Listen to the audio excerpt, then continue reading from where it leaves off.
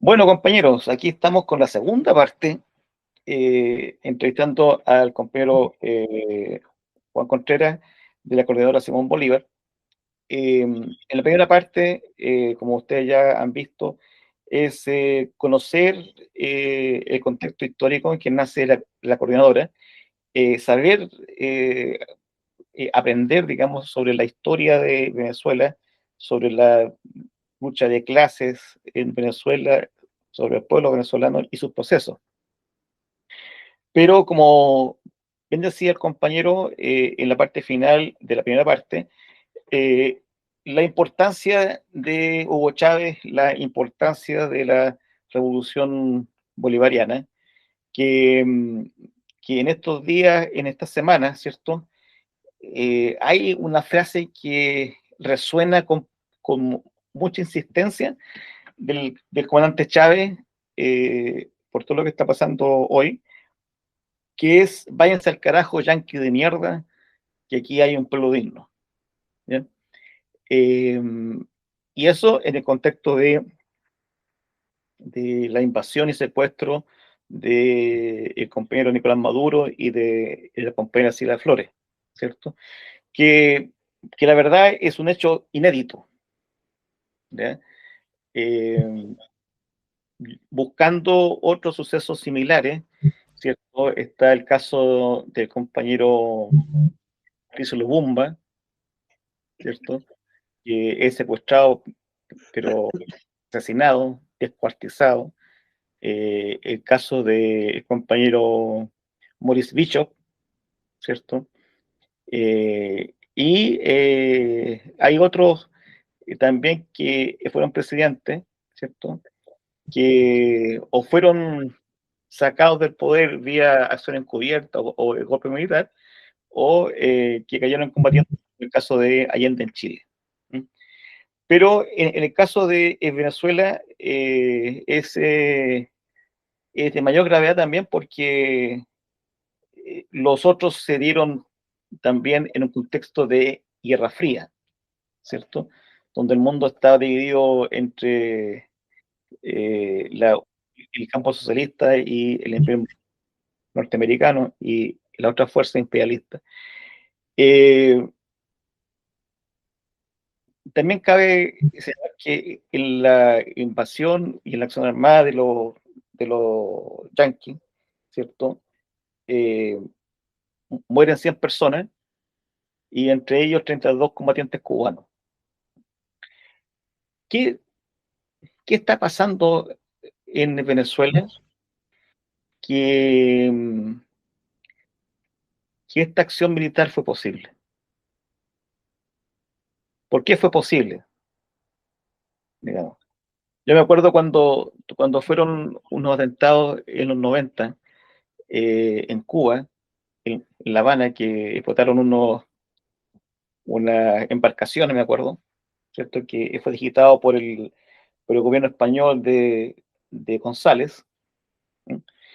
La autocrítica que hizo Fidel en su momento era que esos atentados fueron posibles porque había un relajo de los órganos de poder popular, ¿cierto? La vigilancia revolucionaria no estaba al nivel, ¿cierto? Que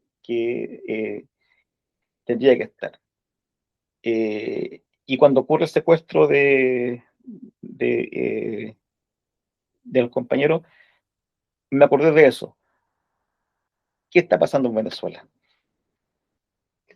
Mira, por lo menos ayer esa consigna la enarbolamos, váyanse al carajo, yanquis de mierda, cuando le ganamos la final de béisbol 3-2 a los Yankees. Ahí se expresa la resistencia de este pueblo. Imagínate, después del 3 de enero y solo 2 meses viene la final de béisbol y llegan ellos y llegamos nosotros y los derrotamos. Y estoy seguro que eso va a ocurrir en nuestro país.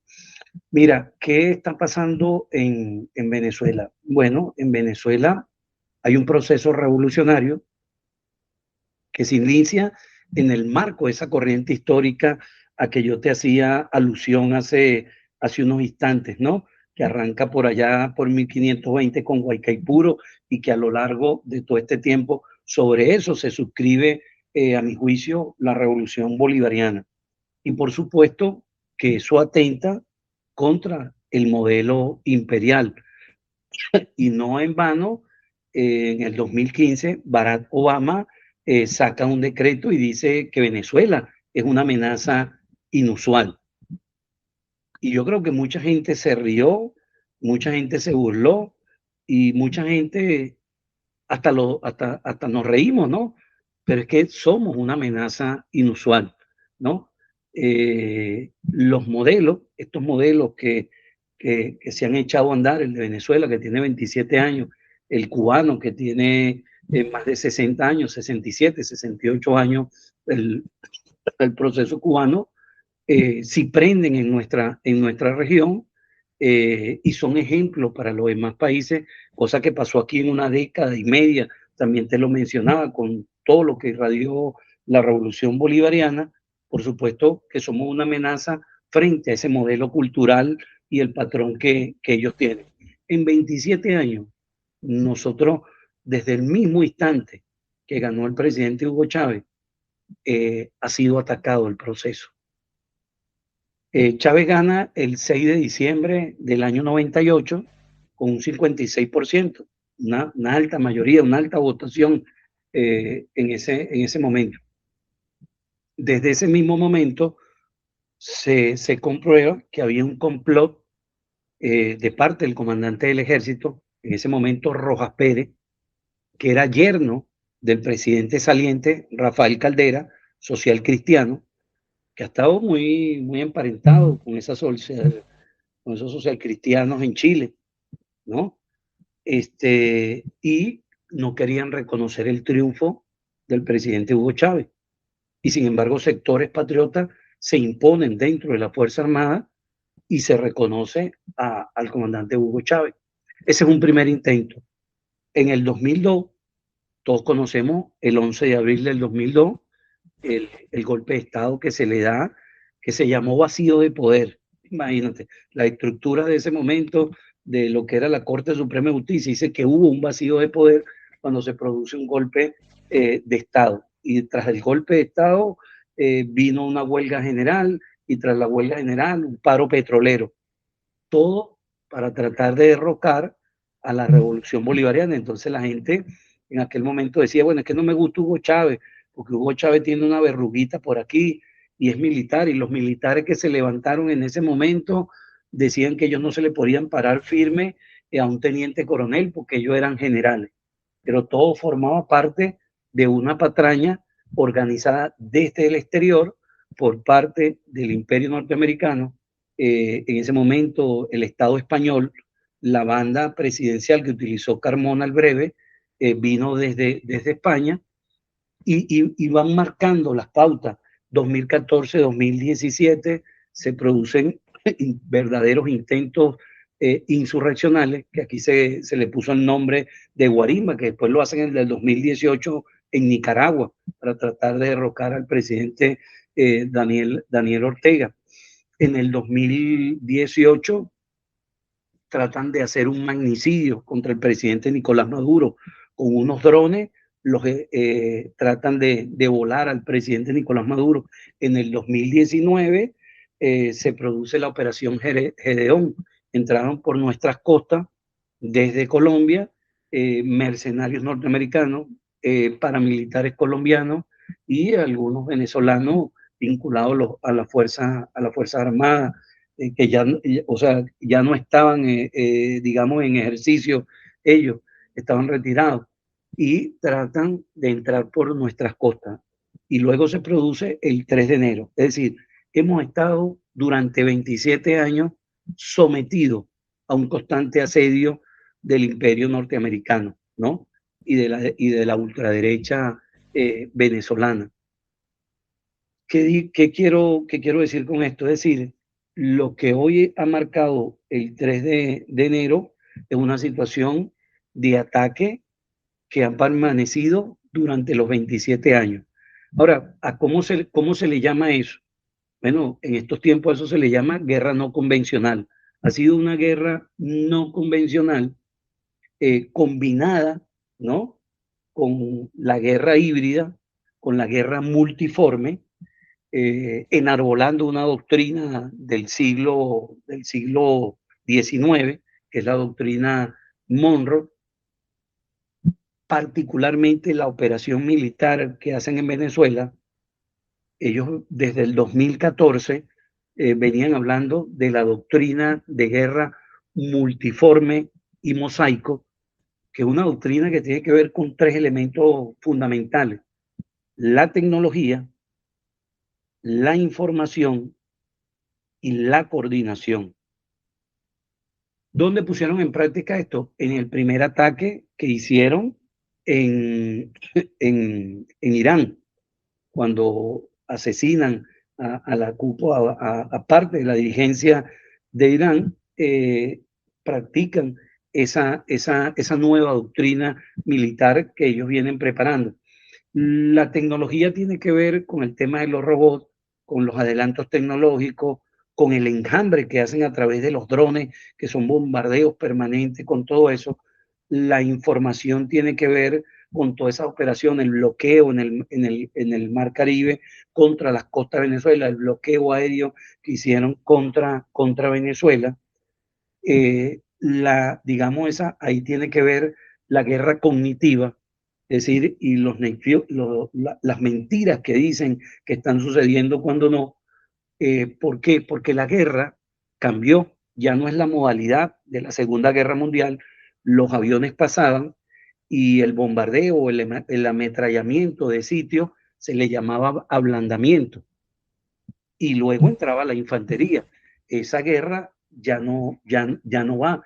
Entonces, con esta nueva modalidad tecnológica de información y de coordinación entre sus fuerzas especiales, la Fuerza Delta o la Fuerza Especial de la CIA o del FBI, actuando en el mismo momento de una manera coordinada, hacen una operación quirúrgica que también tiene que ver con una estrategia militar de ello que se llama de decapitación. Es decir, tú quitas la cabeza, descapitar, le quitas la cabeza al proceso, y la cabeza estaban en manos de la revolución del presidente Nicolás Maduro. Entonces era el objetivo, digamos, número uno de esa operación, era extraer al presidente Nicolás Maduro. Sobre esa modalidad es que ellos hacen esta operación, que les resulta un éxito en el marco de la superioridad tecnológica que hoy tiene el imperio norteamericano, ¿no? Operaron al mismo tiempo en suelo venezolano 150 naves, entre drones, helicópteros de transporte, aviones F-35 y toda esa superioridad que logró desde el punto de vista tecnológico neutralizar radares y todo el sistema tecnológico que tenía Venezuela en ese momento. Esa es la culminación de esa operación, que ellos dicen una operación quirúrgica, ¿no? Y que tiene la combinación de todos esos elementos que te estoy diciendo, que hoy hablamos de guerra híbrida, que es una guerra con todo, una guerra multiforme, que va desde todos los rincones, es el ataque a nuestra moneda combinado, o sea, un ataque económico con el bloqueo, con las sanciones económicas para no comercializar nuestro petróleo, es tratar de asfixiarnos económicamente y por hambre, y de paso aplican toda esta doctrina, que tienen una doctrina, digamos, superior, ¿no? Que en este momento se combina con la doctrina Monroe, América para los americanos. Es decir, ellos nos siguen considerando su patrio trasero, y bajo esa doctrina también la doctrina del destino manifiesto. Ellos son los llamados por Dios en la tierra, digamos, a poner orden. Ellos son los superhéroes en ese momento. Y hay otro elemento que ya tú lo mencionabas, el elemento que no está presente aquí, pero que está presente en los demás países, que es el tema de la seguridad interna, ¿no? Después de la Segunda Guerra Mundial,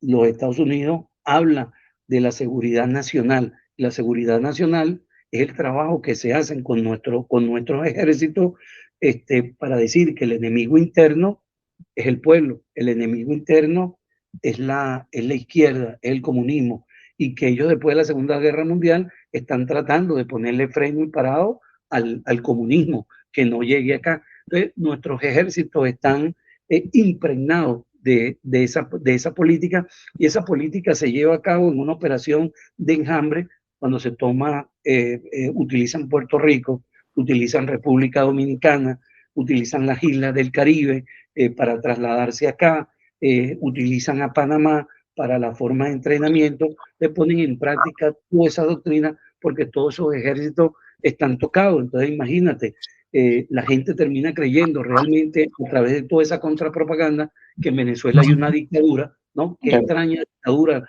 la que pasa en Venezuela. Pero por ejemplo, volviendo un poco más atrás, cuando ya sea un movimiento o un enjambre de movimientos se dispone a hacer la revolución, ya sea por la vía armada o por la vía institucional, hay también ahí una elaboración de estrategia militar, ¿cierto? Y que obviamente al estar las Fuerzas Armadas venezolanas involucradas en la revolución bolivariana, ¿cierto? La estrategia militar era parte, ¿cierto? Del proyecto global, general. Eh, eh, ¿Por qué da la impresión de que estos aspectos que tú estás mencionando, de la guerra cognitiva, ¿cierto? De esta nueva forma de guerra imperialista, eh, no fueron considerados, no fueron factores considerados por los altos mandos en función de resguardar la seguridad de Venezuela? Porque, eh, digamos, sigue siendo increíble que digamos, antes del secuestro, ¿cierto? Se está impulsando la formación de las milicias populares, de los colectivos armados, ¿cierto? Había marchas milicianas masivas, pero eso quedó en segundo plano eh, a raíz del secuestro. Sí, pero es que sí se hicieron, y si él, digamos, tú ves que se le cae la mentira al imperio norteamericano cuando presentan ahorita en la rendición de cuentas de Trump, hace unas semanas atrás, rendición de cuentas sobre su año presidencial, que sí hubo heridos, quieren negar que hubo muertos, pero sí hubo combate. Hubo combate en Fuerte Tiuna, hubo combate. En Fuerte Tiuna la gente ametralló los helicópteros. Ellos hoy reconocen que les averiaron la nave. Y este militar que presentaron ahí, que salió con las piernas lesionadas, pues fue herido. Es decir, hubo pelea. Pero ve, hoy el imperio norteamericano con toda esta doctrina, eso te digo, la forma de guerra cambió. Hoy no hay desembarcos. Hoy no penetraron, digamos, vinieron a una operación, invadieron Venezuela, violaron el espacio aéreo, atacaron a nuestro país en una operación quirúrgica para extraer a una persona.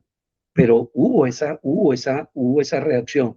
Ya ellos, mira lo que hoy está pasando en la guerra en Irán.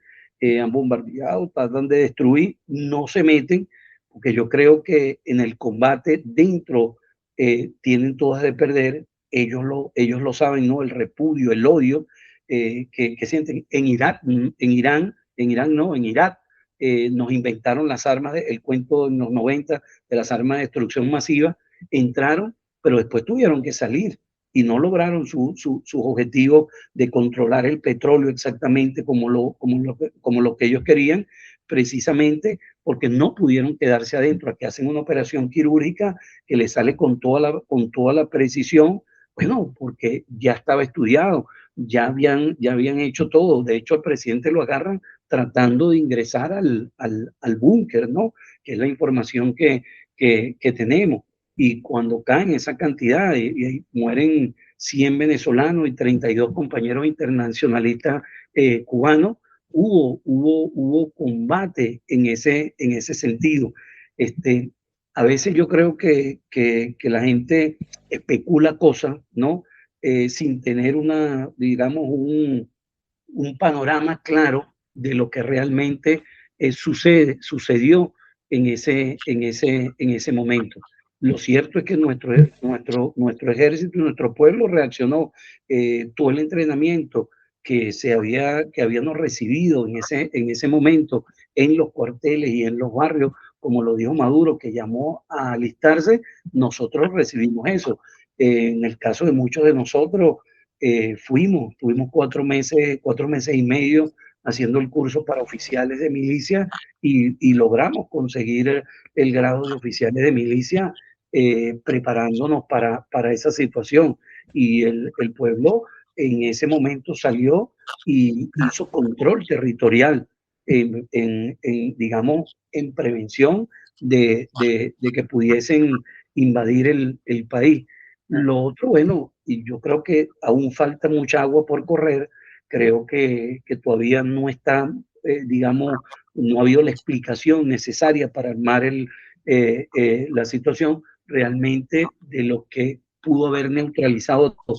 Pero imagínate, eh, ellos neutralizaron puntos donde estaban los controles y los radares y las armas de defensa aérea, las anularon y fueron pasando, digamos, atacaron cuatro estados, tres estados que están muy cerca de la ciudad capital de Caracas, Maracay, el estado Miranda y La Guaira. En La Guaira atacaron a la guarnición de la Marina para que no reaccionara.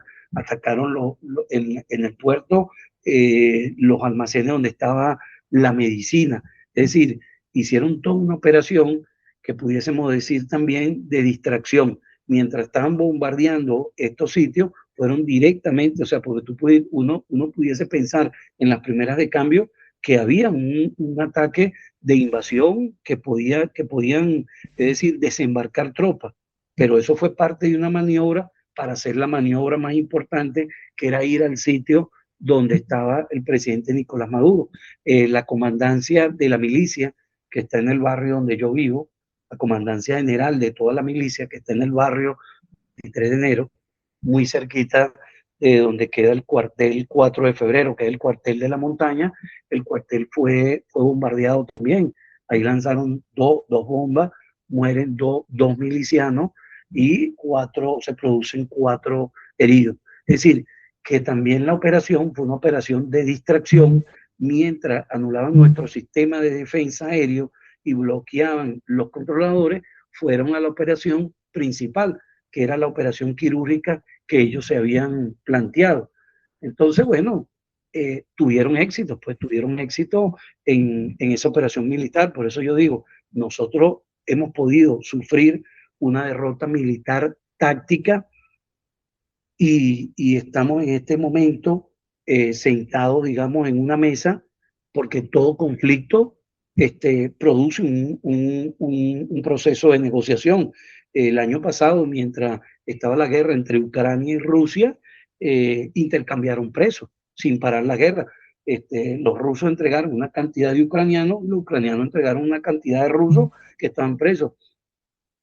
En el conflicto árabe-israelí, que ya uno no sabe si decirle conflicto, porque no es un conflicto, es un genocidio lo que pusieron en marcha contra el pueblo de Palestina, también hubo un proceso de negociación. Entregaron de un lado los que estaban presos y los que habían muerto en el combate, y estos también entregaron una cantidad. Bueno, hoy, producto de esta derrota militar, nuestra diplomacia, nuestro gobierno está haciendo esa labor un poco odiosa de tener que entenderse Pero, con el imperio. pero si bien es cierto lo que tú dices, que en toda guerra nunca están cerradas todas las líneas de comunicación. Siempre hay una comunicación entre los estados mayores al mando de los bandos, digamos. Siempre hay intercambio. Pero y el intercambio de presos, ¿cierto? Es algo, digamos, propio de la guerra, pero cuando, por ejemplo, visita el jefe de la CIA en Venezuela, cuando el FBI, en conjunto con la policía, ¿cierto? O las Fuerzas Armadas, ¿cierto? Hacen una operación militar dentro de Venezuela. Cuando va el ministro del Interior norteamericano a, a Venezuela y se restablecen relaciones con Estados Unidos, todo a semanas del secuestro. Los que van, digamos, son personas de peso. ¿Ya? No son funcionarios de segundo rango, son de primer rango. ¿Cómo se explica eso en el contexto que tú señalas de esta negociación que siempre ocurre? Bueno, tú estás describiendo la situación que hay en este momento en Venezuela y que cambió el escenario después del 3 de enero. Bueno, todo lo que está pasando es consecuencia de lo que te decía yo, de un acto de guerra criminal y de invasión a Venezuela que hace el imperio norteamericano. En ese marco nosotros perdimos esa primera batalla. Yo no voy a entrar en, digamos, en especulaciones porque creo que falta mucha agua por correr todavía. Si hay algunas cosas, por supuesto que hay cosas que no nos agradan y por supuesto que hay decisiones que se han tomado en el marco de lo que está ocurriendo después del 3. Pero lo que hay que entender es que tenemos un momento muy complejo, ¿no? Donde tú estás prácticamente, hay quienes no le parece el ejemplo, pero estás negociando con una pistola en la cabeza. Si no haces esto, te bombardeo. Si no haces eso, y ellos lo han venido diciendo, claro, si no cumplen, bombardeamos todo esto. Ahora, si tú te pones a ver, nuestra diplomacia está tratando de hacer en este momento lo más que puede en ese marco. Ese es el poder constituido, pero el poder constituyente, el pueblo, hoy se está planteando, por lo menos hace poco día allá se constituyó el Frente, el Frente Popular Antiimperialista de diferentes sectores y organizaciones populares para enfrentar este momento político. Entonces, hoy quien tiene más nosotros tenemos la mano desde el campo popular libre y nosotros estamos planteando, bueno, tenemos que resistir y resistir necesariamente no estamos diciendo que con las armas en este momento estamos diciendo hay que resistir, que hay tareas que hay que hacer. La primera tarea es restituir el tema de nuestra soberanía. Una tarea importante tiene que ver con el rescate del presidente Nicolás Maduro y la diputada Silvia Flores. Un tercer elemento tiene que ver con el proceso de estabilización del tema económico frente a la agresión que nos han hecho en ese marco. El cuarto elemento tiene que ver con la estabilidad de gobierno y Estado, que tiene que seguir funcionando en el marco de toda esta misma situación. Un quinto componente de tareas urgentes que se deben hacer es el control territorial en nuestros barrios, en nuestras fábricas, en nuestros campos, en nuestras zonas indígenas, seguir desarrollando el tema del control territorial. El artículo 326 de nuestra Constitución establece que la defensa integral de la nación es corresponsabilidad del Estado y de sus ciudadanos en los diferentes campos social, político, económico y en el campo militar. Entonces, eso sumado a que nosotros estamos hablando de la unidad cívico-militar. Y la sexta gran tarea en este momento es no dejar a Cuba sola. es presionar para que en este momento Cuba no se caiga. Estamos en el marco de los 200 años que se cumplen del Congreso Anfictiónico. ¿Qué mejor momento este para continentalizar nuestras luchas? Si ha habido un momento en nuestra historia, después de la muerte del comandante Ernesto Che Guevara, que había que continentalizar la lucha, yo creo que es este momento. Es decir, ¿por qué? Porque hoy no solo vienen por Venezuela, vienen por los modelos alternativos que se han levantado en nuestra región a partir de la revolución bolivariana, y porque hoy vienen por toda nuestra América, por nuestras reservas energéticas y por todo lo que consideren ellos importante para la seguridad del imperio norteamericano. Es decir, en el marco de un momento muy complejo y de una decisión que tiene que hacer nuestro gobierno, la dirigencia, coño, hay un pueblo que se ha movilizado, hay un pueblo que ha estado en la calle, no ha habido una sola marcha de la oposición, han hablado, pero desde afuera. Esa contrarrevolución que está en Miami, que está en España, apoyada por los gobiernos de esos países. Pero aquí en Venezuela el pueblo ha estado movilizado permanentemente, rechazando y pidiendo, exigiendo la traída del presidente Nicolás Maduro.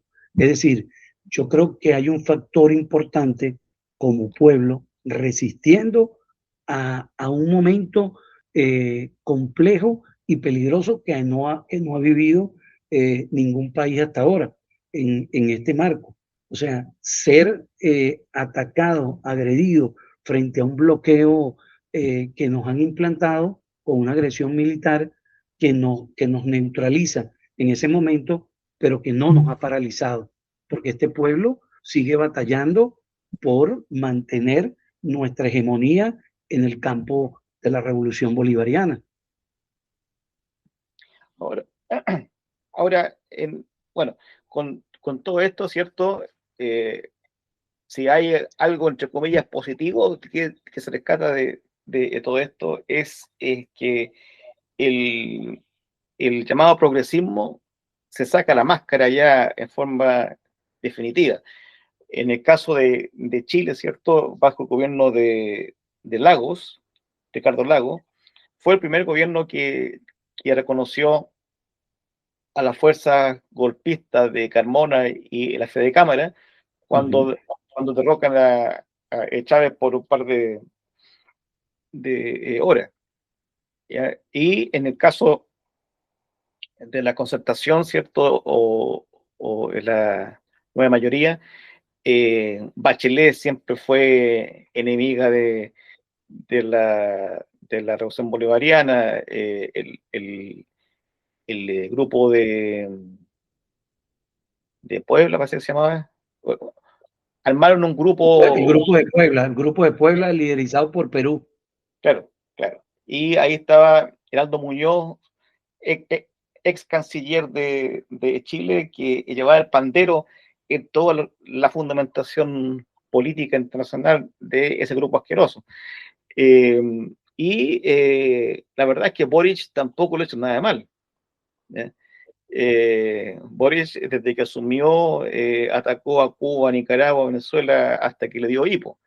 Y, y es bien sintomático porque cuando se ocurre el secuestro, él sale a condenar, ¿cierto? Pero acto seguido justifica el secuestro con que las elecciones fueron no sé qué cosa, que el acta electorales, que la dictadura, que la violación de los derechos humanos, etcétera. Los presos políticos en Venezuela, como que en Chile no hubiera presos políticos. Bajo el gobierno de Boris encarceló a 100 comuneros mapuches, y a, mantuvo durante todo su gobierno la Araucanía militarizada. Pero para él eso no constituye violación a los derechos humanos. Y la embajadora de Chile ante la ONU, claro, en la misma línea condena el secuestro, pero después lo justifica como perro faldero de los yanquis, o sea, no hay. Entonces, esto ha dejado bastante claro el rol que cumple el progresismo, ¿cierto? Como, como la cara amable de las posturas imperialistas, ¿cierto? Esta izquierda pro-capitalista es también una izquierda pro-imperialista, ¿cierto? En ese contexto, eh, ¿cómo, cómo toman este sinceramiento ya a todo dar del progresismo? Porque todos estos llamados que se hicieron previamente de conformar una internacional antifascista, antiimperialista, la inclusión de las políticas antifascistas en la Constitución a través de leyes específicas, eh, también requieren cierta amplitud, ¿cierto? De alianzas para que eso se pueda hacer. Sin embargo, la actitud de la izquierda progresista es nefasta. ¿Eh? ¿Cómo toman ustedes como bolivarianos, ¿cierto?, esta realidad de esta izquierda progresista, que no es solamente en América Latina, sino que también en Europa, en España, qué sé yo? Fíjate, se te olvidó decir que Boric hizo lo que no hizo Pinochet contra los mapuches Bueno, y lo que no hizo los gobiernos de la concertación contra el pueblo mapuche, ¿no? Eh, aprovechándose de la revuelta de los estudiantes, llegó a la presidencia y mira todo el viraje que ha hecho y cómo le ha dado duro al pueblo mapuche cuando ni Pinochet ni los gobiernos de la concertación lo hicieron. Ese es el trabajo del progresismo, ¿no? Oxigenar en un momento para que luego regresen los que deben estar y hoy Chile tiene un presidente nefasto, ¿no? Yo aprovecho desde acá en principio para saludar a un gran hermano, a Héctor Yaitual y a Mauricio Hernández Norambuena, que son presos, ¿no? En el caso de Ramiro, lleva ya más de 25 años secuestrado, preso por los gobiernos de la concertación, a un luchador contra la dictadura. Y Héctor Yaitual, en un juicio amañado, sin fundamento alguno, cómo ha sido condenado. Esa es la labor de estos señores. En general, yo creo que estamos en un momento muy complejo en nuestra América, donde hoy la correlación de fuerza no nos favorece, donde hoy vemos que los países que durante una década y un poquito más, una década y media, se levantaron proyectos alternativos, hoy no están, ¿no? Y vemos lo que pasó en Bolivia, ¿no?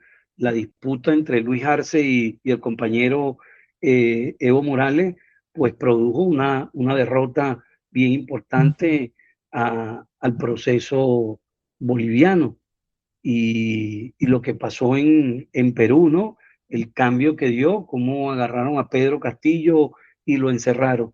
Realmente ese es el rostro de ese progresismo que hoy sigue jugando en concordancia con el imperio norteamericano y que realmente, qué es lo que está en el momento, ¿no? En principio se cae la narrativa de todo lo que ellos dijeron en principio, ¿no? Primero que Venezuela es una dictadura, que Venezuela estaba dirigido por un cartel de droga y no por un gobierno legítimamente elegido el 28 de julio del 2024.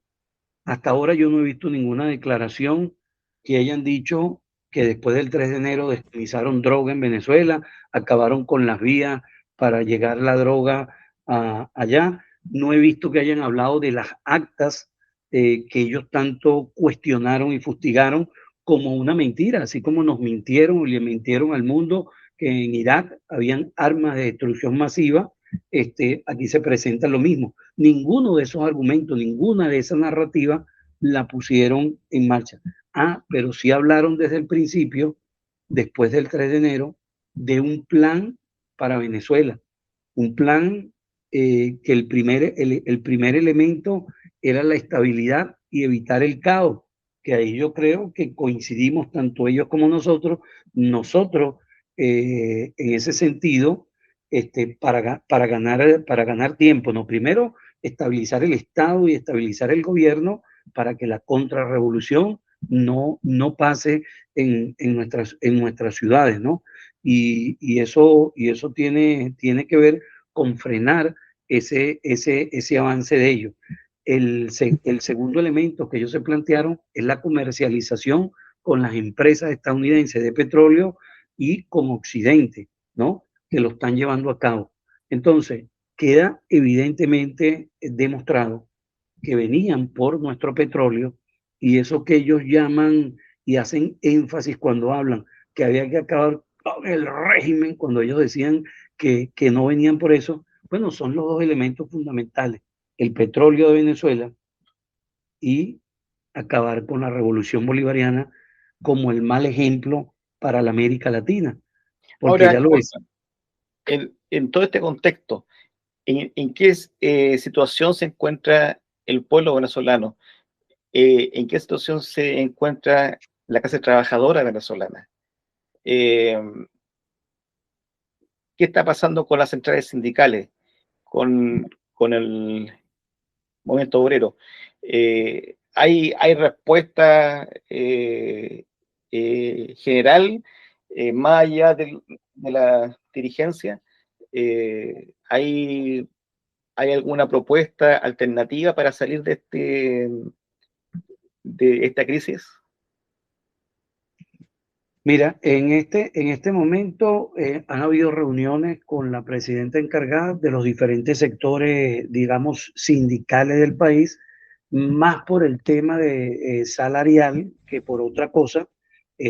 También los sindicatos de la oposición se han manifestado en este momento, pero la realidad desde el punto de vista, digamos, económica, mientras no suelten el dinero que estaban en otros países depositados, sobre todo en los países árabes, el dinero que se tenía, que es el que se ha estado manejando para saldar el tema de salario en ese sentido, que no se ha podido hacer porque no han permitido el imperio norteamericano que el dinero lo pueda utilizar Venezuela para salir adelante en este momento. Pero las centrales sindicales que están en respuesta con el proceso y el contexto, con el proceso bolivariano, han estado movilizando y rechazando lo que hoy no nos están pasando, lo que hoy no nos están pasando, porque es una situación compleja. Lo que quiero que entienda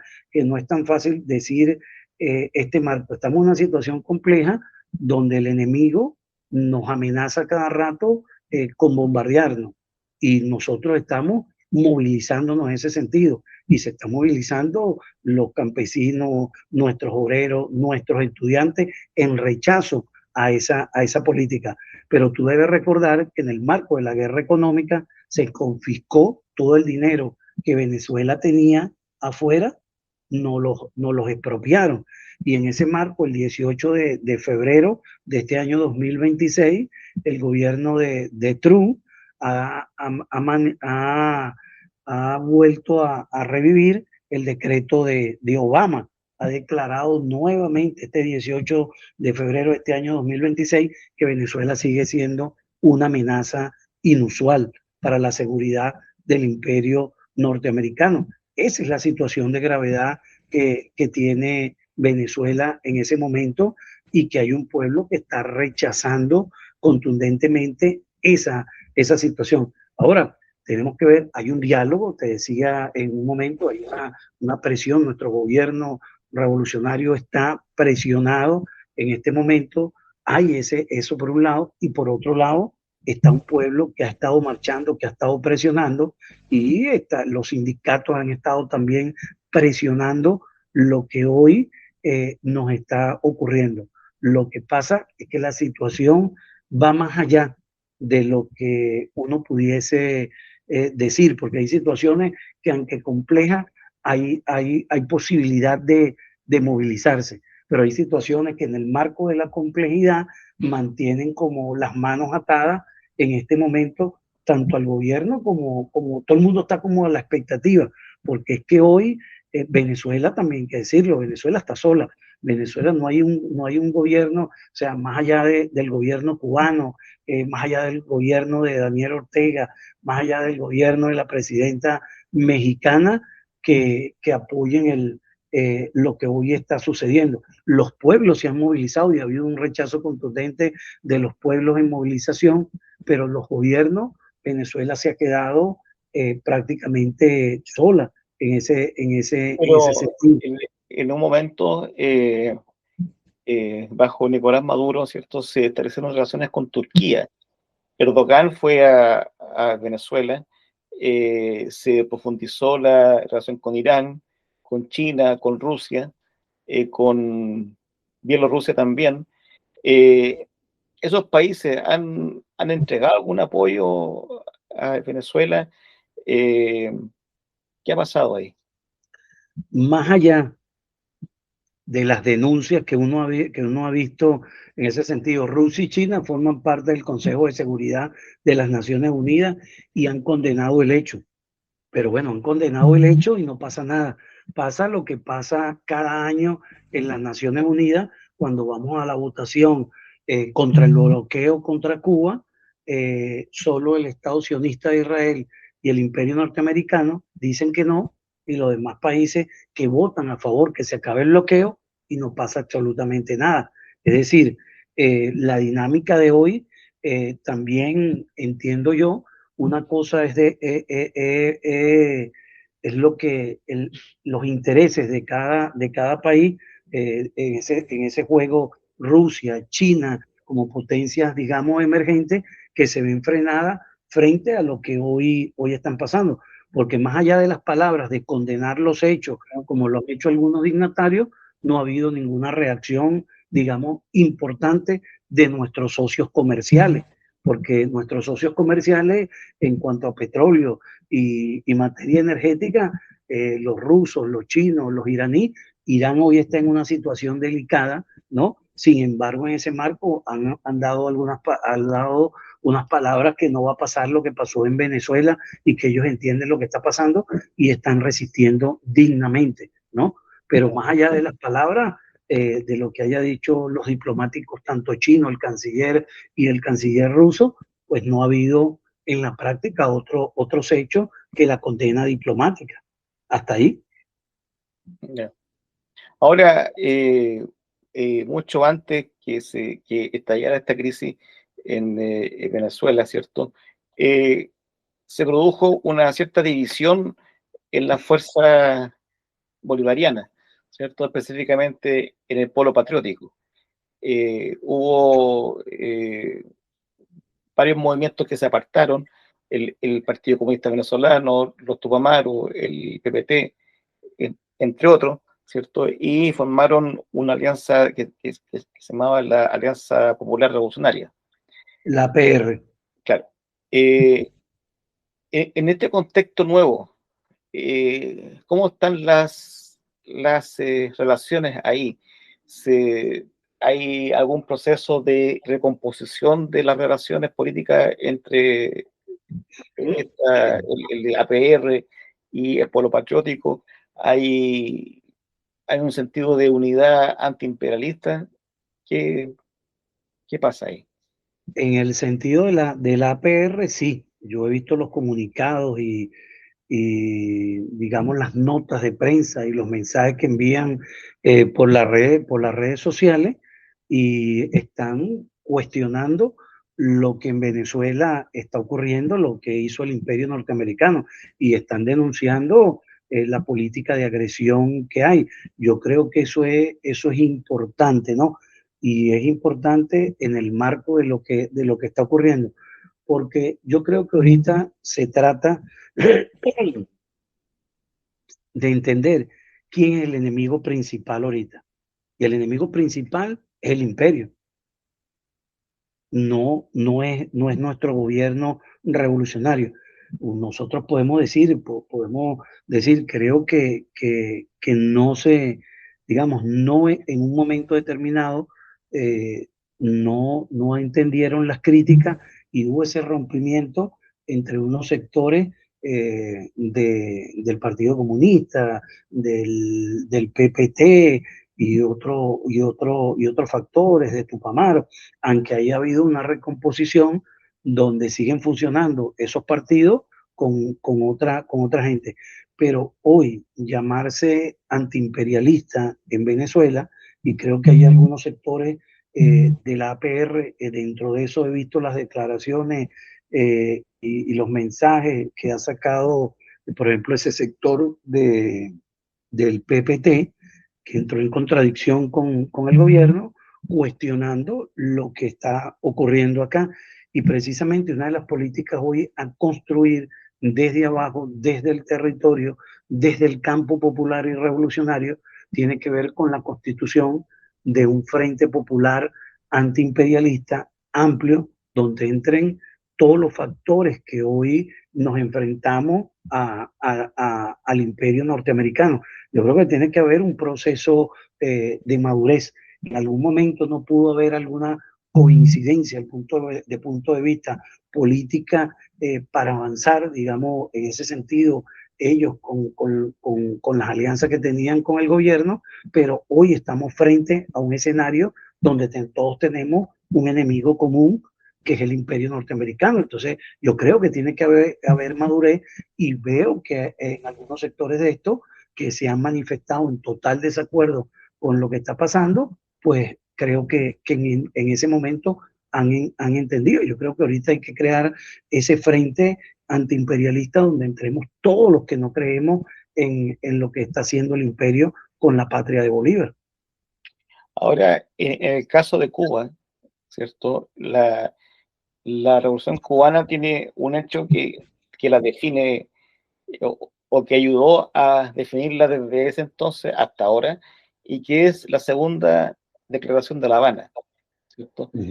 La, la segunda declaración de La Habana también se produce en un momento preciso de crisis, y que es aprovechada por la dirección cubana, ¿cierto?, para dar un golpe de timón y declarar la revolución de carácter socialista ya de frentón. Tomando ese ejemplo, porque también esa declaración de La Habana, ¿cierto?, está fundamentada en la historia de Cuba y en la historia de América Latina, ¿cierto? Y hay una parte que dice digamos, cuál es la importancia de la revolución cubana, y es su ejemplo, ¿ya? Que la revolución es posible, en fin, todo eso. Pero tomando ese ejemplo, ese hecho, y el actual contexto en Venezuela, ¿cierto? Y esta recomposición de relaciones o acercamientos tibios que puede haber entre la APR y el Polo Patriótico, bajo el paraguas antiimperialista. Y toda esta fuerza popular por debajo.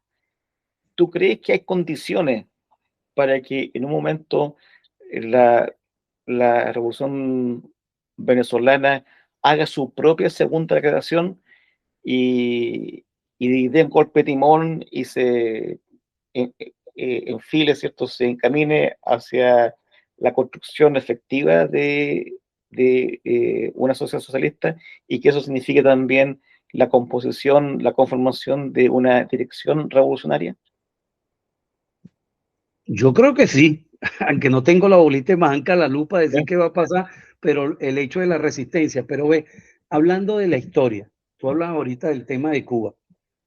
Cuba inicia por allá, si mal no recuerdo, en 1868 hasta 1888, el proceso de independencia, 10 años, y después se tardó un poquito más, otros 3 años, 1898, 1993, y se produce, fue la última independencia, pues, de nuestros países.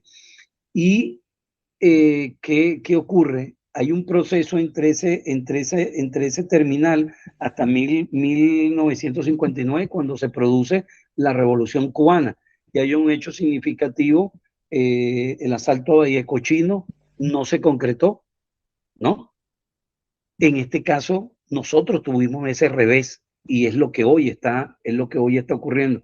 Cuba pudo dar su segunda declaración y seguir avanzando en la construcción del socialismo. Aquí el comandante Chávez, creo que fue 2006, si mal no recuerdo, por ahí 2005-2006, declaró que esta era una revolución antiimperialista, ¿no?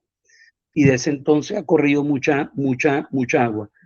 Se está trabajando precisamente en eso, ¿no? En cómo en un momento, porque es que es complejo, no hay un ejemplo, por eso te decía ahorita, ver la historia de Cuba con esa segunda declaración, pero Cuba frente a Vallecochino salió victoriosa, nosotros no salimos victoriosos en ese momento, pero aquí estamos resistiendo. Aquí están todos los sectores del campo popular y revolucionario movilizándose permanentemente. Y bueno, nosotros tenemos una apuesta a que el gobierno que hoy se sigue sosteniendo y que apostamos a la unidad de los factores revolucionarios del gobierno, poder seguir avanzando y convertir, digamos, esta derrota táctica en una victoria política que nos permita seguir avanzando. Porque cuando yo te mencionaba el plan, lo que te quería decir es, el imperio tiene la necesidad de avanzar rápidamente para tratar de llegar a la transición a través de un proceso electoral. Pero si nos ponemos a ver, nosotros, este plan que yo está diseñando, nos interesa ganar tiempo desde el punto de vista para rehacer nuestra estructura y nuestro tejido social desde el campo revolucionario, ¿no? Y es una apuesta, entonces necesitamos tiempo y en eso estamos. Es decir, ¿por qué? Porque nosotros sufrimos ese revés. Vallecochino no fue un revés para el pueblo cubano, fue una victoria que ayudó a consolidar el proceso revolucionario. Yo estoy seguro que digamos, más temprano que tarde, nosotros vamos a convertir esa derrota en una victoria que nos permita seguir avanzando para consolidar la revolución bolivariana. Pero ¿cuáles serían los requisitos para que eso suceda? Porque algunos pueden pensar que con todo lo que ha sucedido posterior al secuestro, ¿cierto? Ya simplemente no hay nada que hacer en Venezuela porque ya lo último que dice Trump, ¿cierto? Con esa insolencia imperial asquerosa, que él desea que Venezuela sea el Estado 51 de Estados Unidos. La estrellita 51. Eso, la estrellita 51. Eso a semanas después de haber establecido relaciones nuevamente con Venezuela, ¿cierto? Entonces, lo que te quería preguntar, ¿qué se tiene que cumplir, ¿cierto? ¿Qué se tiene que hacer para que el pueblo venezolano pueda convertir esta derrota en victoria, ¿cierto? Y que permita dar un salto en calidad, en cantidad y en dirección revolucionaria hacia la superación del Estado burgués y la construcción de una sociedad socialista? Observa, hace pocos días, hace pocas semanas, hace 3 semanas, o sí, creo yo, hubo elecciones acá en Venezuela de los proyectos en las comunas, ¿no? En el territorio. Los proyectos que vienen desarrollando nuestras comunas. Ese es un elemento clave y fundamental. Es decir, nosotros tenemos que seguir construyendo el Estado comunal. ¿Ya? Es la transición al socialismo bolivariano. Mientras no haya ninguna declaración de que ese no es el camino, nosotros tenemos que seguir construyendo ese Estado comunal desde abajo. Y hasta ahora nuestro pueblo salió masivamente hace 3 semanas a votar en el territorio por los problemas fundamentales y se bajaron los recursos. Es decir, aquí nadie está, aquí la mayoría del pueblo, los que votamos, esa mayoría, hace 27 años que escogimos este camino, ratificamos hace pocos días en la elección mayoritaria que el camino es la construcción del Estado comunal. Es decir, no es el rechazo a nuestros principios ni al camino que escogimos, más bien ha sido la ratificación del camino que escogimos. ¿Sí me entiende? Y Sí, ese es y ese es el camino, fortalecer las estructuras del Estado comunal, de del nuevo Estado a construir, para darle paso a esa construcción de lo que nos llamó Chávez el socialismo bolivariano, y le puso nombre y apellido. Y yo creo que mientras estemos en ese camino, mientras estemos en la construcción desde abajo, porque yo creo que lo que mucha gente no ha entendido y no lo entiende el imperio norteamericano, es que el problema no era Chávez y que el problema no era el presidente Nicolás Maduro. El problema es un pueblo que dijo basta y echó a andar una revolución. El 27 y 28 de febrero del año 89, Venezuela se convierte en el primer país que entierra las recetas del Fondo Monetario Internacional en una rebelión popular. Y ese pueblo salió a la calle y no ha regresado a su casa. Ese pueblo está en la búsqueda de esa construcción y no va a ser fácil arrancarnos a los venezolanos ese camino. Por eso cuando empezábamos esta conversación hace rato, te decía, hay que hablar también del 18 de marzo de 2026, cuando el equipo de béisbol venezolano le cayó a palo al Tiburón y le ganamos ese juego. En este marco, eso juega una importancia importante en el marco de la resistencia. ¿Por qué? Porque hemos seguido en el camino. Porque ese juego de pelota lo sintieron todos los latinoamericanos, en República Dominicana, en Puerto Rico, en Chile, en Argentina. Todo el mundo iba a Venezuela. Y esa es una forma de resistencia también. Es la forma de decir que aquí estamos vivos, que aquí seguimos resistiendo. Frente, importante derrotar al tiburón. ¿Sí? Por eso te digo, ¿cuál es el camino? Seguir levantando la construcción del Estado comunal. Este marco de este año 2026, que se cumple los 200 años del Congreso Anfitriónico de Panamá, que fue el llamado que hizo Bolívar hace 200 años para la integración de nuestras naciones, para construir una liga de países que pudiesen articularse frente al decadente imperio español e europeo y frente al naciente imperio norteamericano, hoy juega un papel para continentalizar la lucha, porque los dignatarios y los gobiernos tienen su propia diplomacia. Nosotros tenemos que construir la diplomacia de los pueblos. Por lo que te decía, hoy hay que continentalizar la lucha en el continente de nuestra América, porque es la misma lucha y porque vienen por todos. ahora, estamos casi terminando la entrevista. No quiero abusar más de tu tiempo y paciencia, ¿eh? Pero quisiera gastar un poquito de tiempo en la oposición venezolana, esta oposición mercenaria. Eh, Tú dijiste algo muy importante, que la oposición venezolana se ve afuera de Venezuela. Hace algunos días, con respecto al cambio de mando en Chile, estuvo esta fascista de la Corina Machado, ¿ya?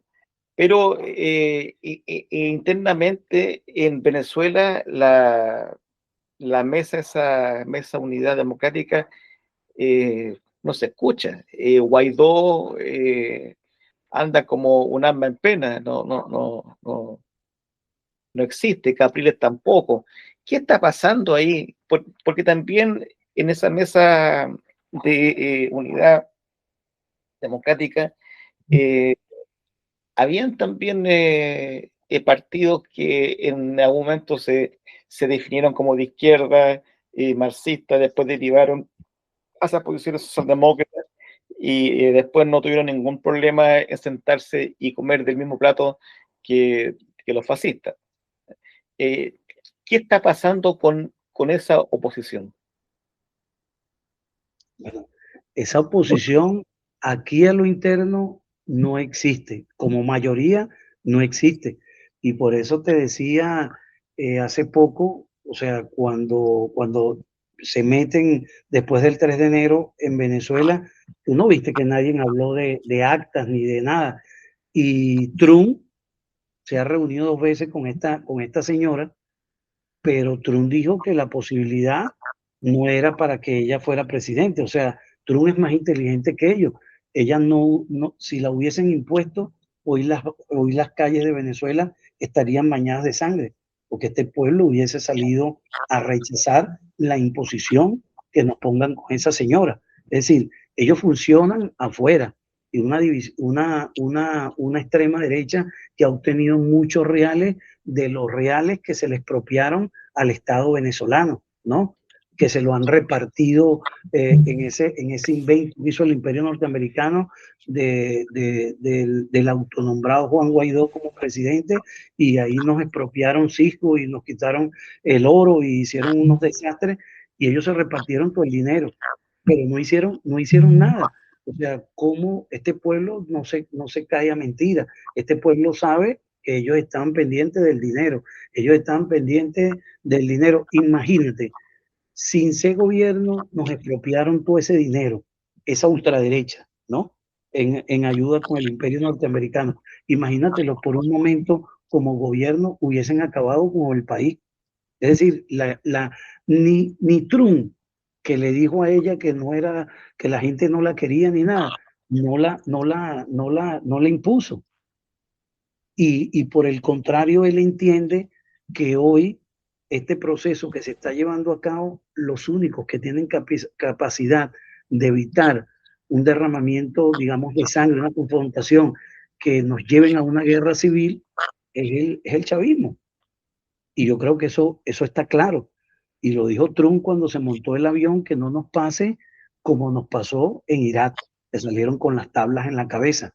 Hoy son más inteligentes y ese proceso tratan de mediar entre las amenazas que hacen de bombardeo y las cosas que pueden hacer, pero no pueden imponer ni imponer a la derecha en el poder. Y eso dice bastante, a una derecha fraccionada, a una derecha dividida, a una derecha que está fuera del país, que no tiene ya aquí, digamos, interlocutores, porque es una derecha apátrida, eso hay que decirlo. Es decir, una derecha que en todo momento pidió invasión. Esta señora, ¿cómo te alegras tú de que tu país pueda ser bombardeado y que maten a 130, a 100 venezolanos y a 32 compañeros cubanos? O sea, ¿quién se alegra de eso? Y esta señora y la derecha que está afuera se envalentonaron y lo dijeron, pero más allá de eso, no ha habido una reacción interna de movilizaciones o de festejos que la oposición haya tomado las calles venezolanas. Yo creo que ahí se marca la realidad. Realmente Eso, el chavismo es una fuerza política, los sectores de izquierda que apoyamos este proceso desde abajo, desde el barrio, desde la fábrica, desde el campo popular y revolucionario, es la mayoría de este pueblo. Ese pueblo que religió a Maduro el 28 de julio del 2024. y en el caso del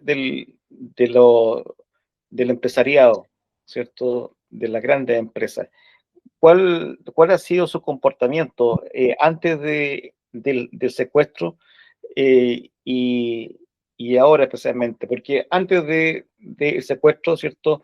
Hubo también un periodo bastante largo de estabilidad, de paz, digamos, ¿ya?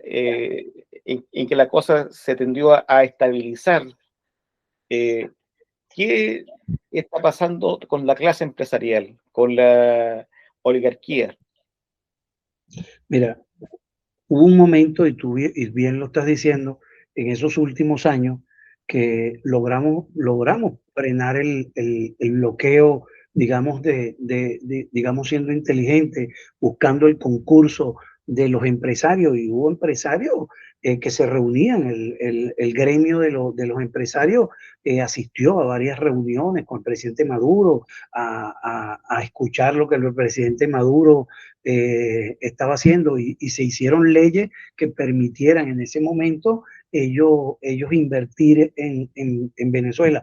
Realmente, si tú te pones a observar todo lo que ha sucedido en este tiempo, ellos no han no, digamos, no se han expresado en rechazo a las condiciones de lo que hoy está ocurriendo. Es lo mismo la oposición. Es decir, yo creo que hay también empresarios nacionalistas, por lo menos vamos a decirlo de esa manera, que le apuestan porque para ellos digamos, la producción, su dinero juega un papel, sus intereses pues particulares como empresarios es lo que juegan, mientras se les permita, digamos, invertir y ellos aportar en ese sentido, pues no va a haber problema. Yo creo que hay un sector de los empresarios que están claros que en estos momentos tienen que acompañar, y que venían desde hace rato un sector del empresariado, no, digamos, no tanto acompañando el proceso como tal o casado con el proceso, pero sí bajando un poco las asperezas para poder seguir construyendo el país, y ellos no paralizarse. Porque imagínate, han pasado 27 años tratando de derrocar el proceso bolivariano, cosas que no han podido hacer cuando se sumaron a la huelga, al palo petrolero y a todas estas aventuras locas que han venido haciendo. Entonces yo creo que hoy hay un empresariado un poco más maduro que piensa más en sus intereses de inversión que está tratando de derrocar al proceso bolivariano. Interesante, compañero. Bueno, me queda solamente agradecer tu disposición, ¿cierto? Tu paciencia, pero infinita.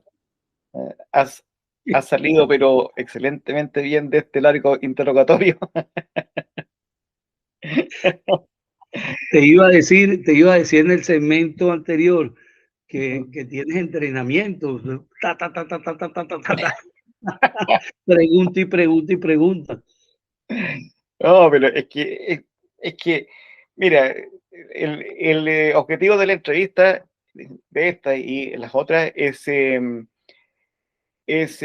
aprender de los procesos, ¿cierto? Y para eso también es necesario hacer ciertas preguntas que pueden incomodar, ¿cierto? Pero que la única intención, con mucho respeto y cariño, es que el entrevistado dé todo lo que pueda dar, ¿cierto? Y conocer más de a fondo lo que está pasando, porque por más que uno lea, digamos, eh, prensa alternativa, ¿cierto? Los artículos no siempre logran reflejar eh, todo el problema, ¿cierto? Hay, en todo lo que ocurre en Venezuela, sin duda, hay un problema de lucha de clases, cómo las distintas clases se enfrentan a este hecho, cómo las distintas clases y capas sociales, ¿cierto?, están inmersos en este proceso que ya lleva bastante tiempo, y también en el debate legítimo entre las distintas visiones de izquierda, ¿cierto? Eh, que, y también en el caso de Venezuela, por lo que ha significado este proceso. O sea, hay un dato no menor, que es que cuando asume Chávez, ¿cierto? Ese primer hecho, yo diría de importancia, posterior a la caída del campo socialista. Hay dos hechos en América Latina que suceden, que para mí cobran mucha importancia, porque de cierta forma da algo de esperanza en continuar la lucha. Una es la asunción de Chávez al, al poder, y otra es el zapatista, que el asalamiento zapatista se da en contra del ALCA, en contra del Tratado de Libre Comercio, en un momento en que, producto del derrumbe del campo socialista, las banderas se estaban bajando, pero estrepitosamente de forma rápida. ¿Ya? Se estaba imponiendo el pensamiento único, el Fukuyama, el fin de la historia, el fin de la ideología, etc. Entonces, la entrevista tiene esa finalidad, ¿cierto? De acosar un poco, pero con mucha fraternidad al entrevistado, ¿cierto? Pero con mucho respeto y con mucho respeto por los procesos, digamos, ¿no? Claro, tú bien lo dices. Por ejemplo, pudiésemos analizar el año 89 fue un año, digamos, se cae el muro de Berlín. Tú ahorita hablabas del fin el fin de la historia, Fukuyama, de las ideas. Se produce, digamos, la última rebelión en Argentina, el asalto a la tablada con Gorriarán. claro. Pero, digamos, abrimos el siglo, porque es la última revolución del siglo XX, la bolivariana, ¿no? El 1 de enero del año 94 se levantan los zapatistas, pero este siglo arrancó con la revolución bolivariana. Es decir, cuando pensábamos que, no, que era el fin de la historia, un militar desde la República Bolivariana nos habla del socialismo nuevamente y levanta las banderas en nuestro continente. Ese llamado y que ha significado en estos 27 años una esperanza, como lo ha hecho simbólicamente la revolución cubana, que ha sido solidaria con toda nuestra América y el mundo, juega un papel importante, ¿no? El tema de la simbología, es decir, la revolución bolivariana significa la última y la primera revolución del siglo XXI, pero significa la esperanza para nuestros pueblos, ¿no? Y yo creo que ahí es donde está el detalle y entender bien cómo en una Venezuela con tanto dinero se puede hacer una revolución, ¿no? Y cómo esta revolución sobrevive en el momento más duro de la historia, ¿no? Cuando nadie apostaba nada por el socialismo, cuando todo el mundo, bueno, estaba de capas caídas, este militar bolivariano levanta las banderas del socialismo en este momento. Yo creo que es algo importante a estudiar y que tiene que ver con las raíces, con lo que no pudo hacer quizás en un momento la izquierda, con el tema que yo creo que esto merece también otro tema de discusión, el tema del marxismo y el tema de la doctrina en nuestro caso de bolivariano. Y hablábamos, los sandinistas lograron tomar el poder el 19 de julio del 79, pero ¿bajo qué concepto? Bajo tomarse la lucha de Sandino como las raíces para la lucha revolucionaria para tomar el poder. Y se toman el poder en un momento donde están fraccionados tres tendencias. Y la tercerista de la insurrección es la que se impone y gana. No pasó así lo mismo en el Salvador, en esa ofensiva final, que uno pudiese decir, la ofensiva final no tenía que ser en ese momento, la ofensiva final en El Salvador podría o tendría que haber sido en el marco de la muerte de Monseñor Romero. Pero ¿qué figura o qué corriente enarbolan ellos en ese marco? La de Farabundo Martí, que tenía que ver con toda esa historia de lucha del pueblo salvadoreño. Y yo creo que ahí es donde está la clave, y el comandante Chávez dio en la clave de la historia. Es decir, lo que no pudo hacer la izquierda, aún nombrando Frente Guerrillero Simón Bolívar, o el Frente Guerrillero Antonio José Sucre, o el Frente Guerrillero Ezequiel Zamora, Chávez aglutinó todo ese proceso histórico, toda esa corriente histórica, y la condensa en lo que es para nosotros la doctrina bolivariana. Yo creo que es un paso importante al rescate de todas nuestras luchas. Y evidentemente Colombia, a partir, por ejemplo, hablando de Colombia concretamente, el 9 de abril, pues el asesinato de Gaitán, como un país se ha desgastado en una guerra genocida que ya lleva 7 décadas, ¿no? Y cómo ha sido imposible vencer a la insurgencia colombiana porque las causas que dieron origen a ese conflicto aún siguen estando vivas. ¿Sí? Entonces, creo que son cosas que son para el estudio, que son para analizar, que son para hoy para nuestro continente, que es un continente de juventud, tiene que conocer todos estos procesos para nosotros seguir acumulando, para seguir avanzando. Así es, compañero.